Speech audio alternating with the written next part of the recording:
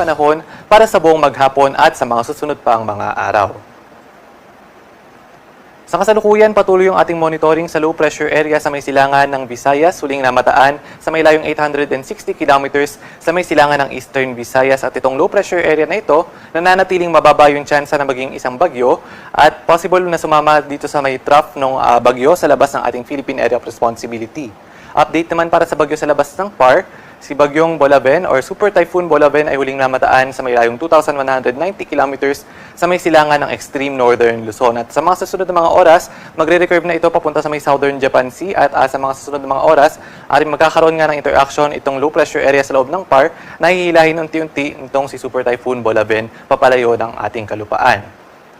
At yung Super Typhoon Bolaven naman ay mababa pa rin yung chance na pumasok ng ating Philippine Area of Responsibility. Samantalang kaninang alas 2 ng madaling araw ay meron na buong low pressure area. Dito naman sa may kanluran ng Palawan huling namataan sa may layong 135 kilometers sa may kanluran ng Coron, Palawan. At ito yung magpapaulan sa maghapon sa ilang bahagi ng Mimaropa, Southern Luzon at gayon din sa ilang bahagi ng Visayas. At itong low pressure area na ito nananatiling mababa yung chance na maging isang bagyo within the next 48 hours at possible din na lumabas ng ating Philippine Area of Responsibility ngayong weekend. At para naman sa magiging lagay ng panahon ngayong araw dito sa Kalakang Luzon, inaasahan natin ang maulap na kalangitan na may kalat-kalat na mga pag-ulan, pagkidlat at pagkulog dahil sa low pressure area dito sa may kanluran ng Palawan, dito sa may bahagi ng Quezon, gayon din sa Mimaropa at sa may Bicol region. Samantalang sa nalalabing bahagi ng Luzon, bahagi maulap hanggang sa maulap yung kalangitan at may mga tsansa lamang ng mga pulu-pulong mga pag-ulan, pagkidlat at pagkulog, especially sa hapon at sa gabi.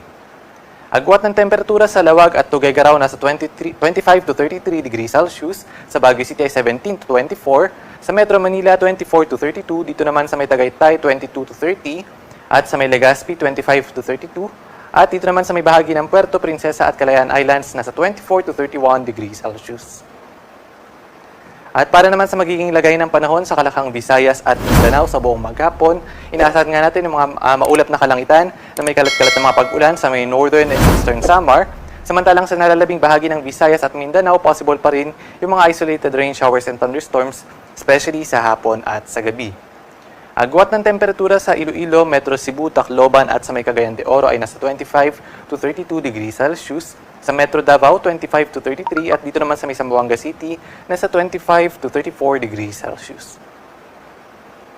At para naman sa kalagayan ng ating karagatan, wala pa rin tayong nakataas na gale warning sa namambaybayin ng ating bansa. Banayad hanggang sa katamtaman lamang ng mga pag-alon ng mararanasan sa mga baybayin sa Central Luzon, Southern Luzon, Visayas at sa may Mindanao. Samantalang dito naman sa may Northern Luzon, inaasahan natin yung katamtaman hanggang sa matataas na mga pag-alon, kaya iba yung pag-ingat sa mga papalaot dito sa may baybayin ng Northern Luzon.